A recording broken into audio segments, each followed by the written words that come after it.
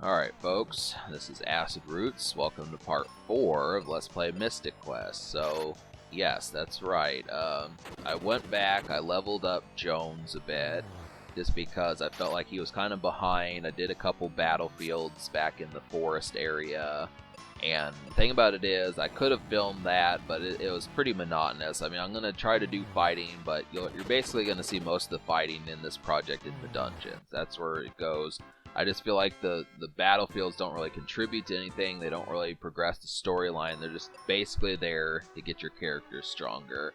So I might show like 1 or 2 fights, but I'm basically just going to knock those out myself. I'm probably not going to do every single one, but they're just basically appetizers or like primers to help you kind of, like I said, get your character further. But I mean, you're basically just going to see these same sets of enemies. So I might show a couple just, so you know what in the new areas and such. But so yeah, we are heading into the wintry cave. So Phoebe knows what she's doing, and Jones is kind of more just trying to figure stuff out. He's kind of curious about it, but he is pretty chipper. I mean, that's the thing. I mean, 90s games, heroes were a lot more chipper. It feels like these days, most of the time, the hero is kind of gruff and forlorn and war-torn and that sort of stuff.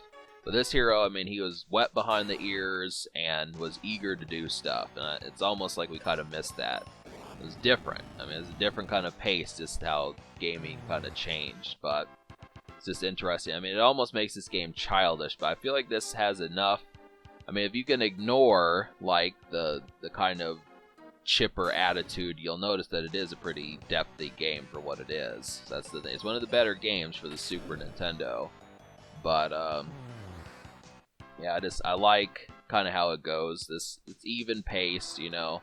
So I mean, but this is a lengthy dungeon. That's the thing about it. So just get comfortable. You know, go ahead and recline that chair. Go ahead and kick up your feet. Do whatever. You know, trying to. I almost want to say light up a stogie, something like that. Crack open a beer, do something that you need to do. But it's kind of the situation. So, and that's the good thing about it is I'm gonna try to keep this peppy, not too peppy, but at least have enough pep in my step to kind of get through this project. Because these battles, there's a lot of them. I think we're gonna have at least 10 or 15 fights. So just get used to this music and that sort of stuff. But, I mean, it is a role-playing game, so. But, yeah, so this game is very miserly about, like, money. That's the thing. I mean, really, you're going to get experience. You get more experience than you get money, and that's the thing. So you're basically, I think the game wants you, if you get hurt too much, to walk all the way back to the forest town and just use that free bed. I mean, as of right now, it's not that big a deal if you absolutely need to, but you just have to understand that, money is hard to come by in this game for some reason. I don't know why. I mean, in regular Final Fantasy games, you get like 150, 350 GP every single time, but I don't know. So, I mean, just getting 6 GP, like I think I said this last time, is not going to really help that much. And also, you're going to want heal potions. You definitely want those just because some of the enemies in this dungeon do status effects. Now, status effects are not that big a deal, but if you get poisoned, it will carry on outside of the battles. That's about the only one I know of that after you defeat the enemies, you're still going to have that effect. So you do at least want some heal potions. I mean, cure potions are okay. You don't need them as badly just because you can use an inn or that free bed, but you want the heal potions. You definitely want those. So, but yeah, so the axe works against the worms and trees. So that's 2 enemies that are easy to knock out with the axe. Just kind of. So I woke up today at 3 o'clock in the morning. I don't know why. I went to bed at 8 p.m., but I woke up. I'm trying to figure out as to why that was. And it was just kind of odd. You know, I don't like being tired. That's definitely one thing. So I do not like being tired and such, it kind of annoys me because I can only usually get to sleep one time per day, and if I don't, then I'm awake for the rest of the day until that same time. You know, my energy drink obsession, if you watch my vlog channel, I used to really like energy drinks, but that kind of jeopardized like my sleep patterns. So I mean, I sleep like a bear, just so you know, I really do. I like sleep. That's one thing I appreciate now in my 30s is sleep. It's just so much easier when I get like a full sleep, and it's kind of the thing. And some people don't get full sleep, or they wake up easily, but I just, nope. But I don't snore. I mean, that's the thing. I'm not I don't sleep like a wildebeest, something like that. But I would say I definitely sleep like a bear, you know. I guess that doesn't make sense because bears probably snore, I don't know. But, so I did get some pizza from Little Caesars. I was trying to get their crazy calzone pizza, but they don't have it anymore. That kind of pissed me off. I mean, when things are for a limited time, I think they need to stick around for longer than just a few weeks. But I guess that's kind of the point, is they just wanted to rack up the sales of those as often as possible and then make you want it again. But I don't know if I'll ever see that food again. I mean, who knows the next time the crazy calzone will be back. It may never be back. There's been other things that have been at Little Caesars. I just don't remember where they went. But, Taco Bell's pretty big stickler for doing that. Haven't been to Taco Bell in a while. I need to start going there more. I've been really just frequenting McDonald's. I don't know, I'm starting to know the employees there. I mean, it's not like I'm talking to them, but, you know, just kind of, you know.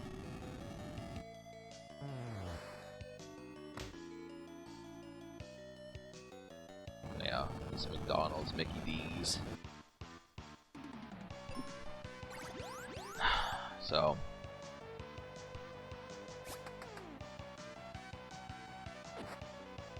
yeah, I'm trying to think of like current video games. I mean, as much as Minecraft and Fortnite are like escaping games, I mean, these are like games that are here for the ages now. I still feel like games like this have more this peppy longevity, because I just don't know how many pizza parties or takeout parties you would have, or even like this having a couple shots of liquor on your table, you know, your living room table, something like that, you would have to like Minecraft. I mean, I know Minecraft's kind of for the younger set, but just to kind of say a game that you would play from like 7 o'clock at night until like 3 or 4 in the morning, I just don't know how, you know, like if Fortnite's that kind of game. It might have been back in 2017, but I'm just curious. I mean, most people that are playing it now are either playing it professionally or just truly obsessed with it.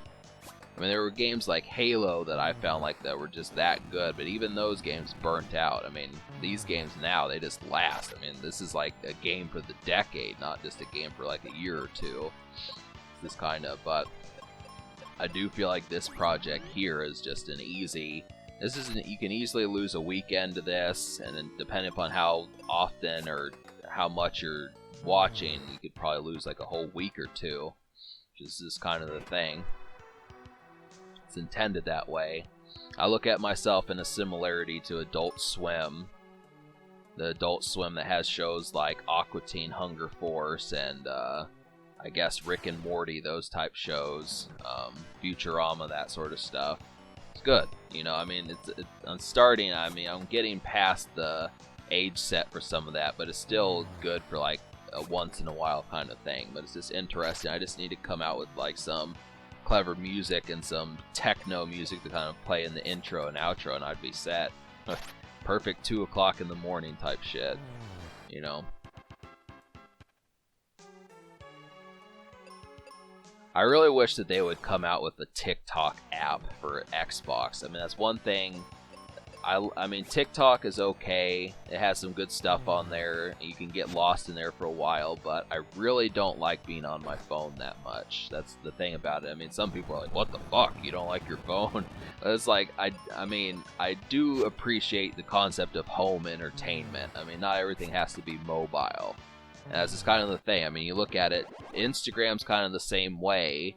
I mean, you can use Instagram on a computer, but it's kind of dumb just because you have to sit up straight. I mean, you can't just hang out on a couch. Like, it was a brilliant invention for YouTube to be implemented with Xbox and PlayStation and Nintendo, just having a YouTube app. They need to make a TikTok app, but I don't know why they're so hesitant at doing it. I mean, they're wasting their prime years not doing that. I mean, there'd be so much stuff. You could actually punch it in on the controller.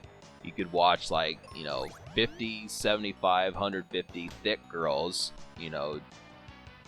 jiggle around and stuff. I mean, you could just punch in and say, hey, I want to watch people dance to Nelly, and you'd have that sort of stuff. This would be meant to go, but it's just foolish. I mean, it really is. I mean, I don't know if TikTok's popularity is dwindling, but it's a wasted opportunity at least. So, but these scorpions are bastards because they know how to do status effects, and so do the hedgehogs. You want to take those out. I've been really using like multi-attacks just because, I mean, even though the bombs are stronger when you use it on an individual, it's still better to weaken them so Phoebe can take them out. Because if she's automatic, she'll attack those. Sometimes she attacks the same enemy as you. I don't like it when she does that, but sometimes she will. But I mean, sometimes I like it just because she finishes off the enemy I injure, but I just kind of look at it. I don't know, it's just about strategy, kind of the thing. But I probably will not have the other character on manual too many times in this project unless, like, I really honestly need that thing to happen. I mean, I don't estimate I will, just because this game is really not that tough, but yeah, it's just easier not having to take care of two party members. I mean, really, the second party member takes care more of you than you would take care of them. But you do, I mean, you can't just think that you can never help. I mean, there's probably, like, somewhere in this episode or in a later, this episode or part 5, like, Phoebe gets poisoned and I don't heal her because, she's just going to get back to normal. Well, she doesn't get poisoned, she gets confused. And so I just choose not to heal her because I don't have that many heal potions. And that's the sort of stuff that you're going to have to pay attention to. You think, like in the concept, if it was like, real life or some sort of teamwork thing, you'd heal your teammate. But you have to look at it like if you don't have that many heal potions and you have to fight the boss or later parts in the dungeon, you want to save those heal potions for when you get deeper in the dungeon. So that's just the thing. I mean, it just depends upon how much money. If you're like a seasoned RPG player like HC Bailey or something, and you know how to get like 50 or so of the heal potions, then yeah, you can be liberal with it. But it just depends upon your strategy for how you do it. Kind of the thing. It's one thing to know. I mean, heal potions are difficult or are trickier to come by just because you use them in some cases more often. So, but like I said, I mean, most status effects go away after a battle, so it's not in such a horrid sense, but it's just, I mean, you do have to kind of multitask with this game, so it's something to keep in mind. So, we're almost done with this episode, and we've got plenty more enemies, but we're about 60% of the way to the boss, 65, something like that. Yeah, the turtles are weak against the axe, which I didn't realize until later.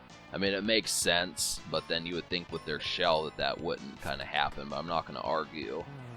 So,